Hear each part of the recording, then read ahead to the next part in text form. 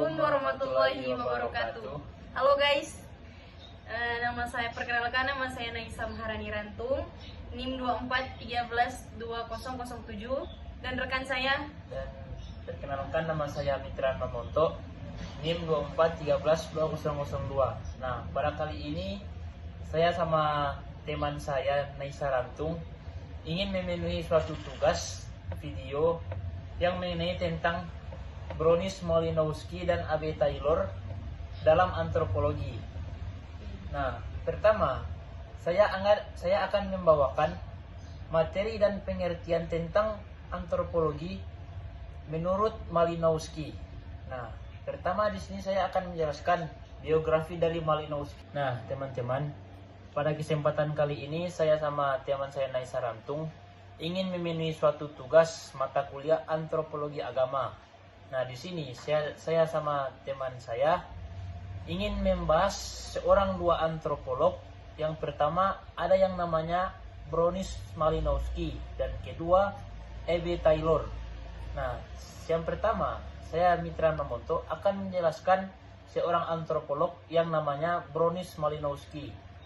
Nah, sebenarnya siapa sih itu Bronis Malinowski? Oke, pembahasan yang cukup menarik. Untuk Anda Mitran, kira-kira seperti apa biografi tentang Malinowski? Nah, biografi dari Malinowski itu, beliau kelahiran pada tanggal 7 April 1884 di Polandia. Nah, beliau meninggal pada tanggal 16 Mei 1942 di Amerika. Nah, Malinowski juga berpendidikan di sekolah London School of Economic and Political Science. Nah, pasangan dari Malinowski itu bernama Anna Valeta Haimonjayske. Oke, jadi kira-kira seperti itu ya teman-teman mengenai biografi seorang antropolog Malinowski. Nah, seorang antropolog pasti mempunyai karya-karya. Bisa sahabat Mitra jelaskan mengenai karya-karya Malinowski? Nah, baik. Jadi salah satu karya dari Malinowski ini yang namanya Magic, Science and Religion. Nah, apa sih itu Magic, Science and Religion? Yaitu dia membahas tentang peran sihir, sains dan agama sebagai sarana bagi manusia untuk menghadapi hal-hal yang tidak dapat dikelola oleh nalar. Nah, itu kira-kira dari karya Malinowski tentang Magic, Science and Religion. Oke, itu adalah salah satu karya dari seorang Malinowski ya. Apakah ada karya terpenting yang mempengaruhi antropologi, Nah, sahabat? baik, jadi karya yang sangat terpenting yang bisa mempengaruhi antropologi dari Malinowski ini ada yang namanya Argonauts of the Western Pacific. Nah, Malinowski mendeskripsikan sistem pertukaran kula di Kepulauan Trobriand. Nah, sistem ini melibatkan pertukaran kalung dan gelang secara ritual dengan jarak jauh dan melibatkan berbagai barang lainnya. Nah, jadi Malinowski ini dia menekankan pentingnya observasi partisipan untuk memahami fungsi sosial dari praktek tersebut yang mengikat masyarakat melalui kewajiban dan pertukaran timbal balik. Nah, itu kira-kira yang dibahas dari Malinowski tentang karyanya yang sangat mempengaruhi di antropologi, yaitu Argonauts of the Western Pacific. Oh, seperti itu ya. Ya. Saya penasaran, kenapa karya tersebut disebut penting?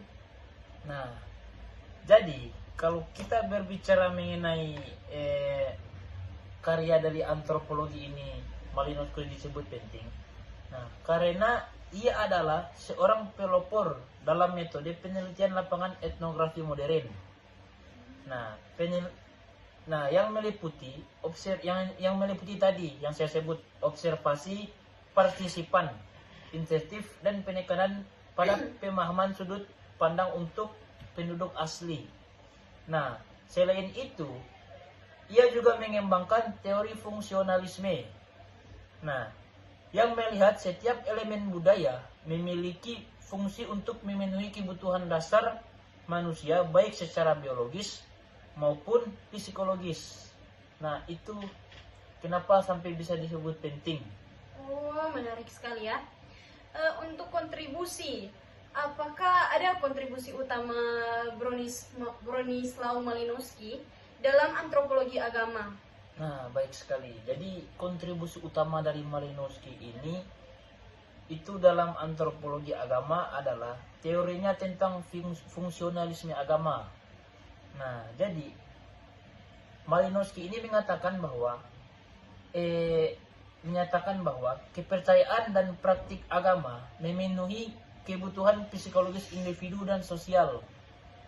Nah, terutama saat menghadapi krisis seperti kelahiran, lalu ada pernikahan, lalu ada kematian.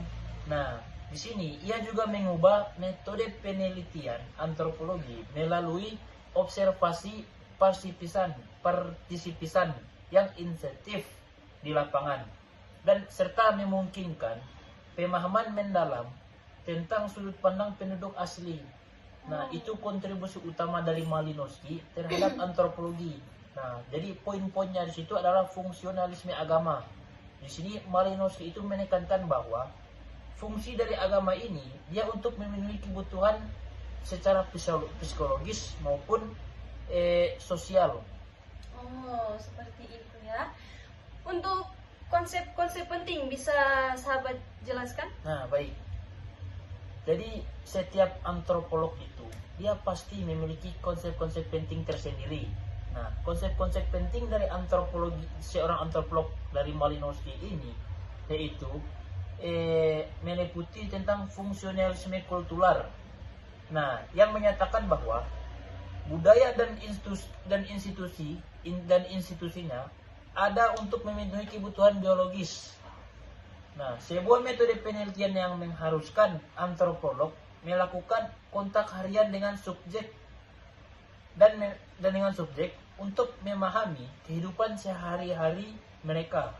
Nah, dan pentingnya memahami budaya dari sudut pandang penduduk asli melalui kerja lapangan yang bersifat insentif.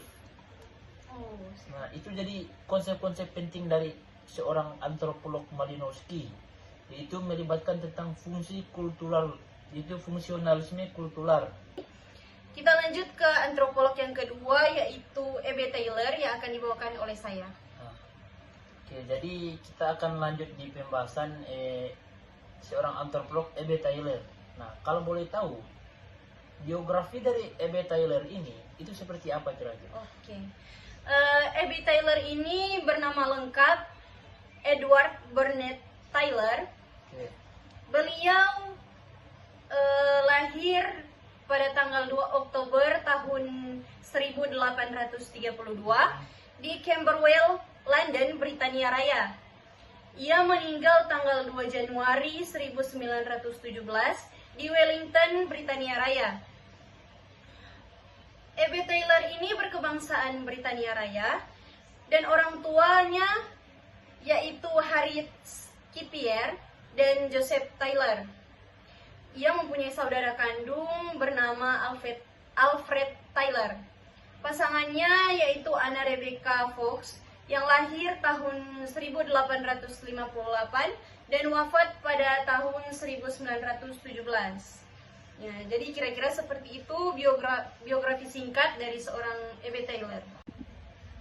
Nah, oke. Jadi itu ya dari biografi seorang E.B. Taylor. Nah, selanjutnya di sini saya ingin mengetahui apa saja sih karya yang diciptakan oleh E.B. Taylor ini. Oke, mengenai karya-karya dari E.B. Taylor, saya hanya akan menjabarkan satu saja, Ya. yaitu Anahuac or Mexico and the Mexicans, Ancient and Modern, yaitu di tahun 1861.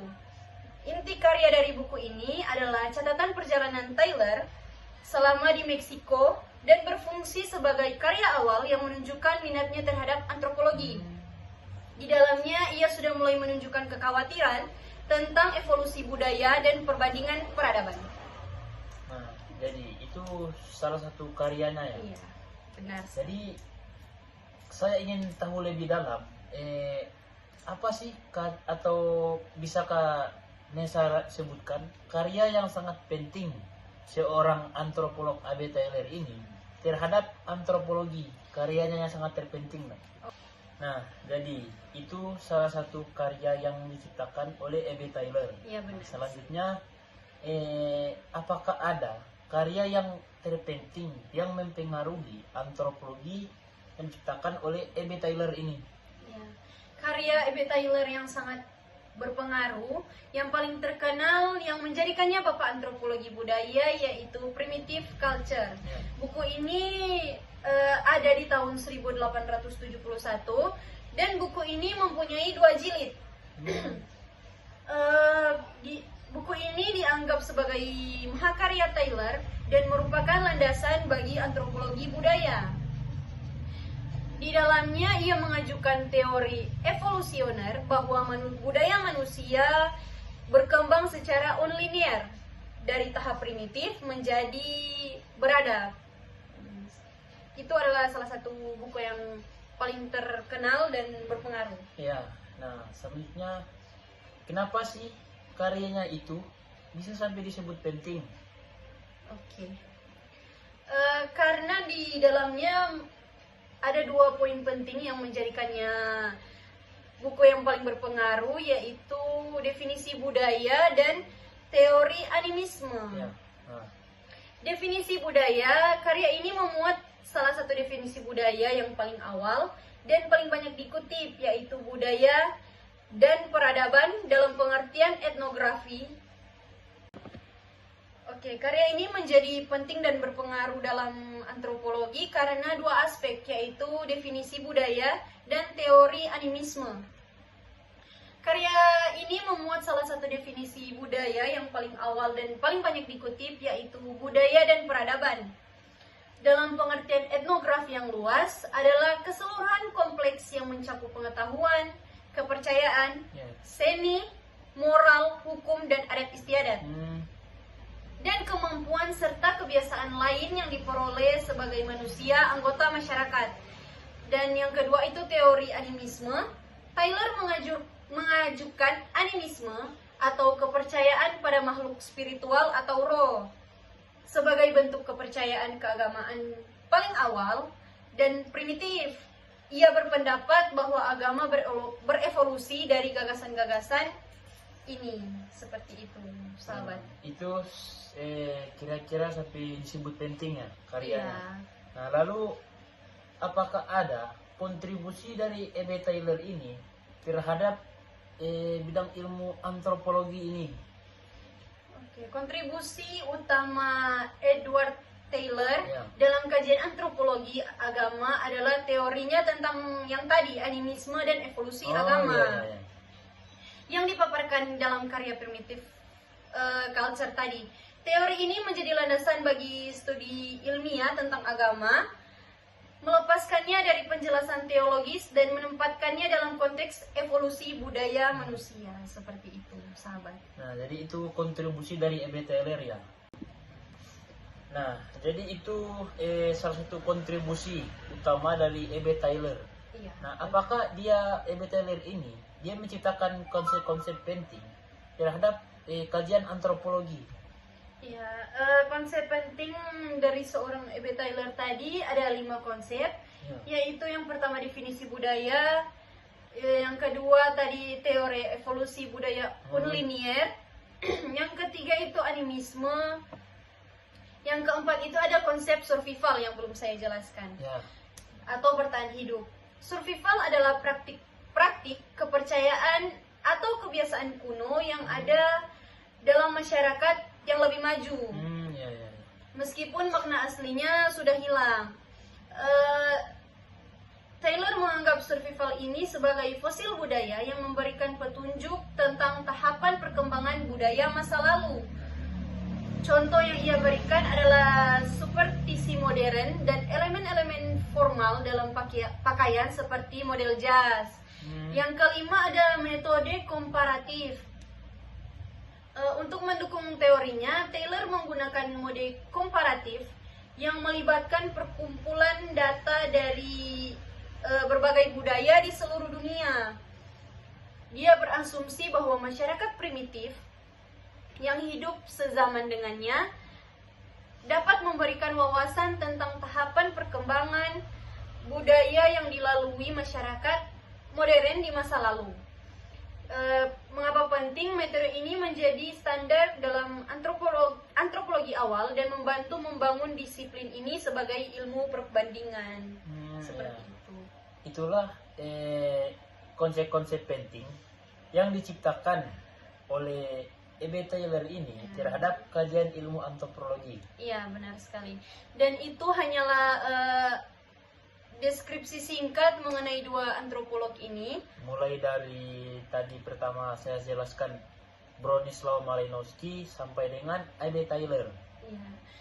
Sekianlah presentasi dari kami. Jika ada salah kata atau salah ucapan dan lebih dan kurangnya kami mohon maaf karena kesempurnaan hanya milik Allah semata. Wabillahi taufiq wal hidayah. Wassalamualaikum warahmatullahi wabarakatuh. Bye bye guys.